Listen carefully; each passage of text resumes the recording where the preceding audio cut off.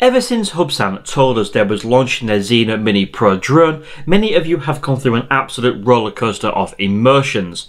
Now, if this drone can deliver certainly what it delivers on paper, despite an absolute disastrous press conference launch, which I'm sure most of you have seen by now, there is absolutely no doubt in my mind that this drone should be able to rival the DJI Mini 2.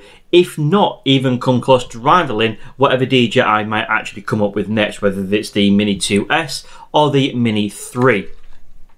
Many of you have been totally ecstatic at the prospect of this new drone, and many of you Hubsan fans have ordered yours already. And then there is the other camp of people which have got extremely frustrated due to the chip shortage and everything else, and ultimately having your product delayed and not delivered as promised. However, there has been an update, and I am hearing rumours that Hubsan have actually started shipping some units. So in this video I'm going to share with you some photos that have been sent in to me by another YouTuber, so thank you very much for that. And these show a complete teardown breakdown of the Zino Mini PRO. Okay, and needless to say, it looks exactly like the pictures we have been expecting, and very interesting just to see it in its naked form.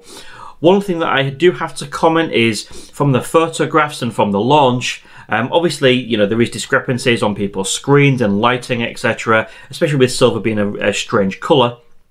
But it does seem that the final product, if these photos are realistic, that Hubsan seemingly have gone to a bit more of a DJI looking grey, from this sort of silvery colour they have advertised their product on. But yeah, that's something to note. But ultimately, guys, let me know what you think to these photos.